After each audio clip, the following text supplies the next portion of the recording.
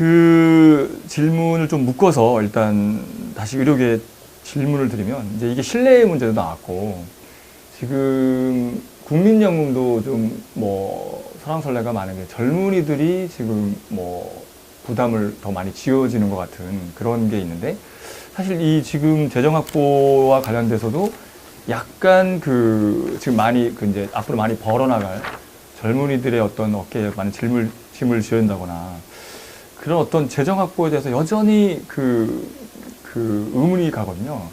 네. 그래서 이제 젊은이들에 대한 공감대도 필요할 것 같은데 교수님 어떻게 보시나요? 네. 일단 뭐 젊은 사람의 문제, 사실 우리 노인 인구가 네네. 계속해서 급격히 늘어나고 있어요. 네네. 사실은 네네. 고령화가 되면서 네네. 그렇게 되다 보니까 그 또 보험 그 재정에 있어서 네네. 적자의 위험성이 좀 높아질 수밖에 없는 상황이거든요. 네네.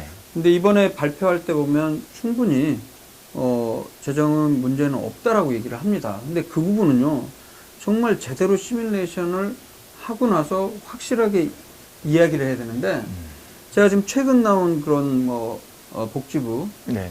그 관리의 그 이야기들을 종합을 해보면 여전히 계속 계산을 하고 있는 것으로 제가 그렇죠. 알려져 있어요. 그런데 8월 9일 날 그 보도자료와 함께 대통령이 발표하면서 문제 없다고 딱 단언하는 그렇죠. 부분이 좀 아쉽다는 얘기가 맞습니다. 좀 듭니다. 그런 의미에서 이게 너무 포퓰리즘적인 거 아니냐 이런 얘기가 들거든요. 실제 올해 초에 그 기획재정부에서 발표를 한 거에 따르면 건강보험이 지금 현재는 20조가 흑자로 돼 있긴 한데 네, 맞습니다. 바로 그 내년이 되면 적자로 전환이 되고 그리고 2023년 그러니까 지금으로부터 한 6년 후가 되면 네네. 적립금이 모두 소진된다고 한다 이런 발표를 또 했어요. 근데 또 그 발표에 대해서는 그 뭐 보험료율이나 여러 가지 이런 그 계산에서 전제가 달랐기 때문에 그렇다. 그렇죠. 그래서 또 다른 보고에 의하면 충분히 계속해서 흑자를 유지할 수 있다. 그런 보고가 있습니다. 저도 그런 부분을 인정하는데 지금 그런데 중요한 거는 그럼 무슨 얘기냐? 지금 상황에서 앞으로 이 건강보험이 흑자가 될지 적자가 될지에 대한 것도 아직도 명확하게 정립이 안 된 상황이란 말이죠. 그렇죠. 네. 그런 상황에서 너무 좀 그 섣불리 그렇게 문제 없다라고 얘기하는 것들은 좀 제가 좀 불안감이 많이 그렇죠. 앞서는 상황이거든요. 예. 네. 그런 부분이 좀 우려가 됩니다, 사실은. 네. 예, 제가 좀 말씀을 드릴게요. 네네.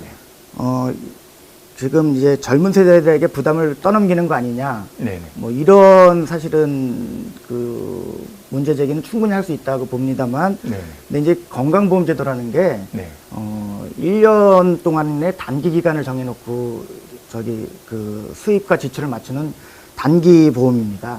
그렇기 때문에 사실은 20조를 지금 쌓아놨다는 것 자체도 이 건강보험의 원래 제도의 취지에는 맞지 않습니다. 근데 좋은 지적하셨어요. 네. 어찌되었거나 20조 7천억이 의사들의 저수가를 희생으로 쌓여 있는 것인지 맞습니다. 아니면 보장성을 강화하지 않았기 때문에 쌓여 있는 것인지는 시민단체와 네. 공급자단체 사이에 이견이 있지만 네. 어쨌든 20조 7천억 원이 지금 흑자 재정으로 쌓여 있다는 거고요. 네. 근데 문재인 케어가 이거를 그래서 문재인 대통령이 5년 안에 자기 임기 내에 이걸 다 쓰겠다 이런 것은 아니고 그렇죠. 네. 5년 안에 약 10조 정도만 쓰고 10조 정도는 계속 네. 꾸준히 유지를 시키겠다라는 게 지금 네. 문재인 정부의 설명이고요. 네. 그 다음에 지금 우리가 향후 건강보험 재정이 적자가 날 것이냐, 아니면 적자의 규모가 얼마냐, 이런 부분의 추계는 사실은 넣는 변수에 따라서 맞습니다. 너무나 차이가 나기 때문에 네. 얼마든지 달라질 수 있는 부분인데 그럼에도 불구하고 이제 노령화가 되고 있기 때문에 적자로 갈 부분이 좀 더 가능성이 크다라는 부분은 저희가 네. 동의하지 않을 수는 없는데요.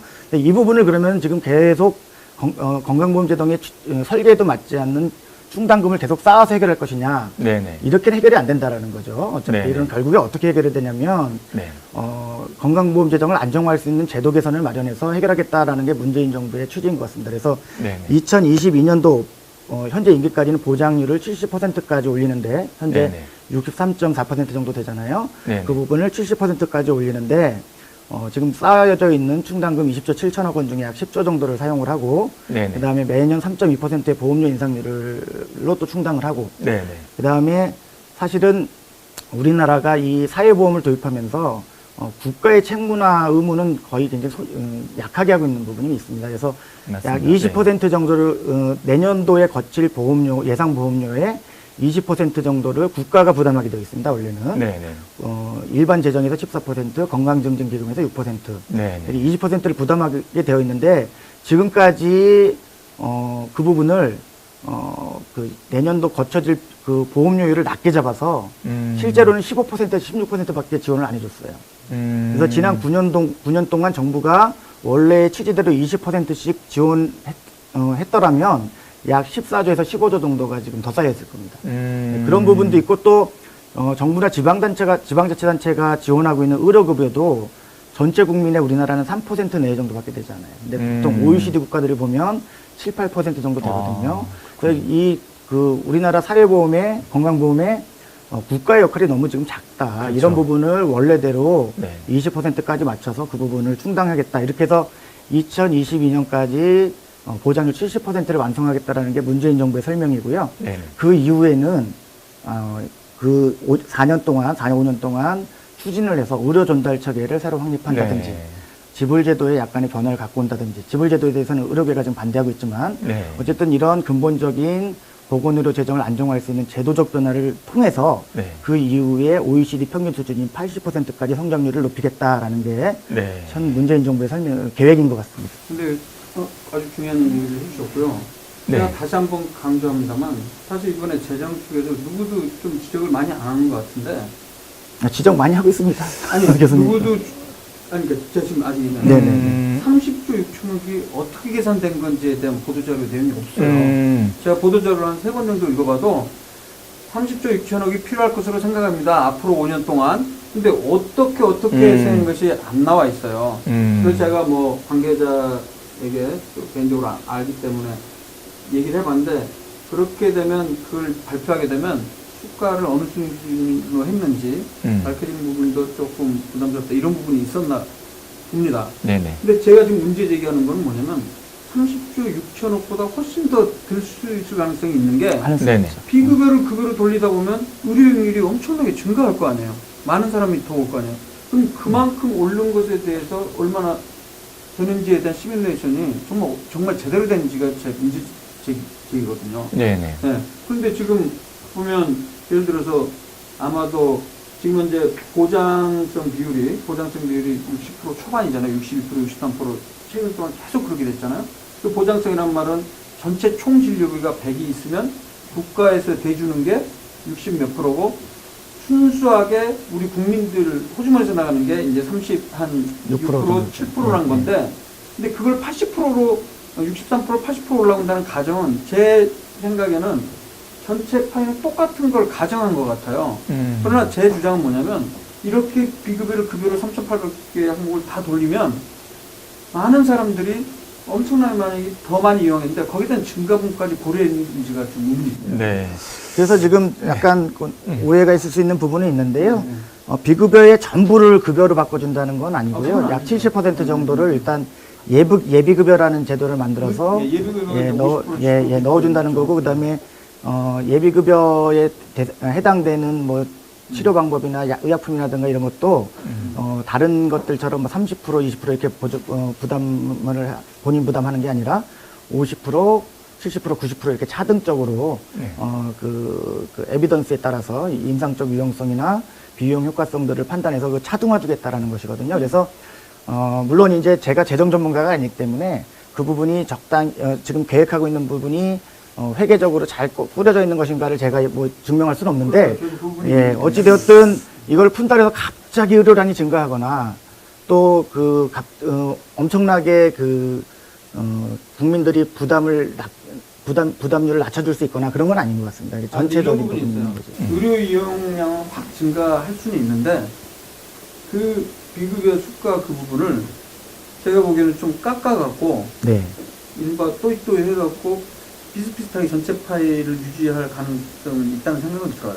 그렇기 때문에 전체 재정은 뭐 지금 추정한 30조 6천에서 아주 크게 달라지지 않을 수도 있겠죠. 그거는 뭐 비급여로 되어 있던 부분을 예비급여든 어쨌든 급여안도 들고 오면은 수가를 협상해서 조정해야 되기 때문에 아마 지금 낮게 놓여져 될 있는 가능성이 가격보다는 많죠. 떨어지겠죠. 그러니까. 네, 지금 두 분 말씀을 이제 요약하면 이제 이게 또 이슈이기도 하죠. 그러니까 비급여라는 그런 다양한 뭐 3,800까지 다양한 비급여, 어떻게 보면 그 건강재정 나라의 관리 바깥에 있던 3,800까지를 공적인 그런 안으로 넣는다는 걸 어떻게 표준할 것인가. 이 부분이 어떻게 보면 의료계가 가장 불신의 눈초리로 보고 있는, 그 부분이 또 어떻게 보면 또 중대한 이 문재인 케어 성공의 열쇠의 키일 것 같고요. 잠깐 저희 방송은 캐나다와 한국을 오고 가는 이원 생방송으로 좀 진행 중에 있습니다. 오감도 TV.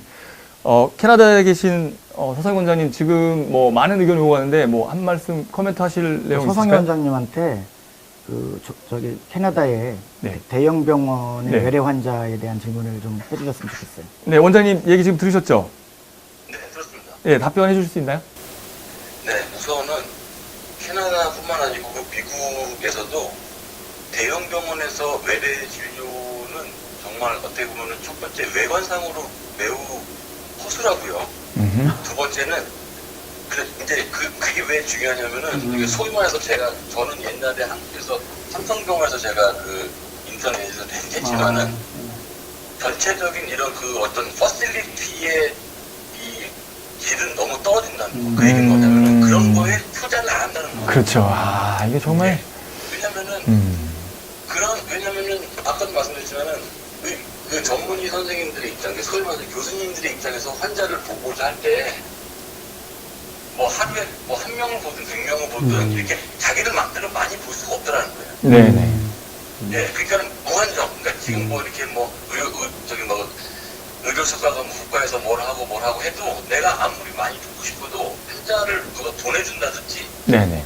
뭐 이렇게 되지 않으면은 내가 볼 수가 없고 또 그렇게 보게 내들어 주질 않죠. 국가에서. 네. 아니면 보험회사에서. 네네. 그렇기 때문에 그 대학 교수님들의 외래 진료를 그렇게 어떻게 보면은 뭐 많이 볼 수 있다. 이거는 사실 현실적으로 불가능합니다. 캐나다도 마찬가지고. 네, 좋은 네. 말씀이에요. 그래서 이제 그런 입장에서 제가 잠깐 말씀드리면. 네, 말씀하십시오. 두 분께서 말씀하신 대로 뭐 이런 재정 확보 이런 거 당연히 다 중요하지만 또 저는 또 거기에서 또 몇 가지 추가해서 변화가 돼야 될 게, 그러면은 네. 그렇게 재정 수가를 확보해가지고 의사들의 현실 수가를 저는 최소한 지금의 우리나라 같은 경우에는 이제 미국이나 캐나다 이런 걸 따라가려면은 최소한 2.5배에서 3배 정도는 올라가야 된다라고 저는 보고요. 네네. 예. 그리고 그러면 그렇게만 하게 되면은 뭐 어느 한 병원으로 대형 병원으로 쏠림 현상이 있지 않냐? 그걸 막아야죠. 그러니까 캐나다 같은 경우에는 하루에 볼 수 있는 의사가 볼 수 있는 환자의 수를 딱 법으로 정해놓고 그거 이상은 못 보게 하는 거고.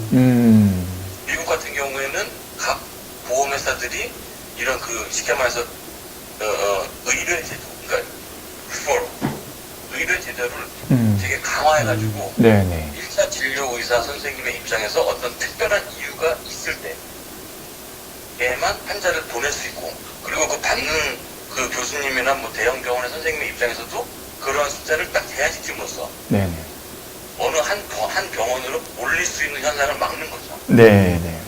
네, 맞습니다. 이게 네. 뭐 우리나라 사람들 뭐 병원 다니기 굉장히 좋아하잖아요. 여기 캐나다에 있는 교민들도 마찬가지입니다. 그렇기 때문에 병원 제도를 너무 이렇게 남용할 수 있는 네네. 이런 거를 막아야 된다는 거죠. 그래서 네. 그게 우선은 뭐 다 정립이 되지 않나 그렇게 생각합니다. 네, 맞습니다. 그 부분이 바로 이제 올바른 의료 전달 체계를 확립하는 거죠. 네, 얕게 질문을 드리겠습니다. 이제 이 보건의료제도 발전과 국민건강진을 위해서 약사의 이제 상담 기능 강화라든가 뭐 서비스 가치 향상 이런 걸 현실화해야 된다. 그래서 이 부분에 대해서 뭐 대한약사에는 어떤 유관 관련기관 역할이 무엇인지, 물론 그런 기관이 아니어도 문재인 케어 이 정부가 어떻게 이거를 끌어낼 수 있을지 혹시 좋은 말씀 한 말씀 부탁드릴까요? 예, 지금 정부의 정책 방향도 그렇고요. 네. 이제 보수당이든 진보당이든 관계없이 현재 정부의 그 보건의료 쪽 정책은 동일합니다. 뭐냐면 물질 중심에서 서비스 중심으로, 네네. 그다음에 과거에는 치료를 중심으로 보건의료 정책을 짰다면 네네. 이미 예방과 만성질환 관리를 목표로 네네. 건강한 국민을 추구하고 있는 게 지금 정부 방향이고요. 네네. 따라서 당연히 저희 약사회도 그렇고 약사 단체들도 또 이제 4차 산업시대의 흐름을 또 저희가 또 살아남기 위해서는 이런 방향을 적극 준비해야 된다라는 게 우리의 정책 방향이기도 합니다. 그런데 그래서 이 부분에는 이견이 없을 것 같긴 한데 한 가지 아쉬운 점은 네네. 지금 정부에서 이런 부분들을 토탈적으로 관리하고 그다음에 그 만성질환 관리에 대한 1차 보건의료 전달 체계도 다시 재정립시키기 위해서 네네. 의원급 만성질환관리제라는 시범사업도 시행을 하고 있고요. 그다음에 네네. 고혈압, 당뇨병 등록 관리 사업 이 네. 부분도 이미 이건 오래됐죠. 2009년부터 시행을 했으니까 네. 시범사업을 하고 있고, 그다음에 최근에 지역사회 1차 의료 시범사업을 5개 시군구에서 하던 것을 이번에 20개로 10개 지역을 추가해서 15개 지역으로 확산을 한다고 합니다. 그래서 이런 여러 가지 시범적인 의료 전달 체계를 재편하고자 하는 여러 가지 시범 사업은 굉장히 진정성 있고 좋은 방향이라고 생각을 하는데요. 네.